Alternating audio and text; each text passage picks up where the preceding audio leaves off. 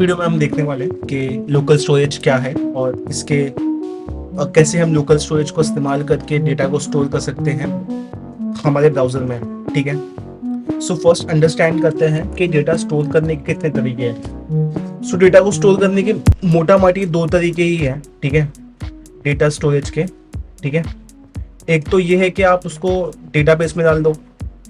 ठीक है, उसमें भी आपके 100 तरह के डेटाबेस है, एसक्यूएल, नो एसक्यूएल, इसमें भी अलग अलग टाइप है।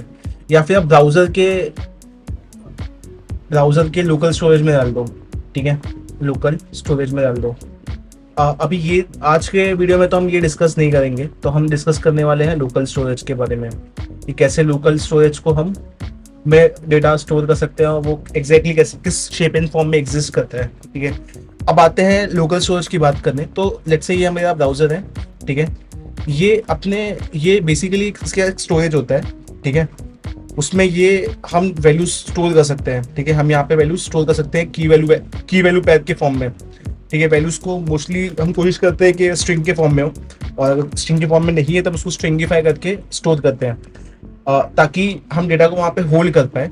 डेटा एक बार लोकल स्टोरेज में स्टोर हो जाते हैं ब्राउजर के, तो it will be there for infinite time, मतलब जब तक कि हम उसको वहाँ से डिलीट या फिर रिमूव नहीं करते हैं। ठीक है, so that's how it goes.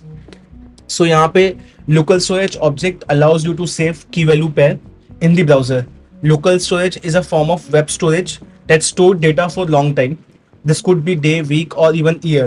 Okay, this depends upon the developer's preference. So as I said, वैसे होता है. It is important to note that local storage only stores string. So if you wish to store object list arrays, you can convert them into string using JSON.stringify. Local storage data comes with no expiry date. Okay, data is not deleted when browser is closed and are available for future sessions.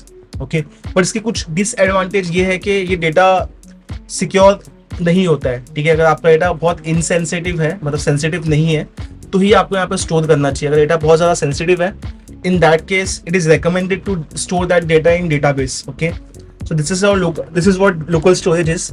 एक बार देखते हैं कि browser में कैसे हम उसको access कर सकते हैं। तो हमारा जो मेन विंडो ऑब्जेक्ट होता है ब्राउजर्स के अंदर, अगर उसमें आप जाके एक बार चेक करोगे, यहाँ पे बहुत सारे डिफरेंट प्रॉपर्टीज और मेथड है उसके विंडोज के। तो उसमें एक मेथड होगा लोकल स्टोरेज का। So L for local storage, right. So L जहाँ पे आएगा वहाँ पे हमारा लोकल स्टोरेज आएगा। So as you can see यहाँ पे लोकल स्टोरेज आ गया।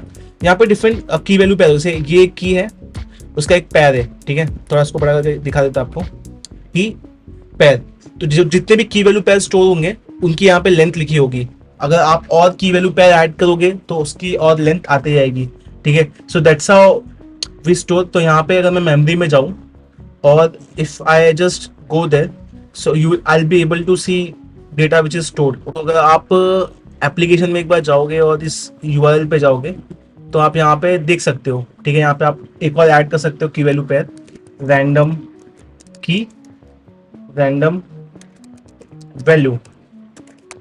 ठीक है, तो हमने एक और की वैल्यू पेयर ऐड किया हमारे लोकल स्टोरेज में फॉर दिस यूआरएल। ठीक है, अब मुझे इसको देखना है तो अगेन मुझे क्रोम में कंसोल में जाना पड़ेगा और मुझे यहाँ पे वापस विंडो लिखना पड़ेगा। ठीक है, so let's just go at the and, यहाँ पे विंडो लिखते हैं एंड जैसे हमारा विंडो आएगा हमें लोकल स्टोरेज में जाके चेक करना है कि वो आया कि नहीं। तो यहाँ पे लेंथ 3 होना चाहिए, right. So as you can see length is 3, key is random key, value is tandem value. Okay, so this is how our local storage work. वो ब्राउजर के लोकल स्टोरेज में वैल्यूज को स्टोर करता है and it will be there for unlimited time unless we delete that.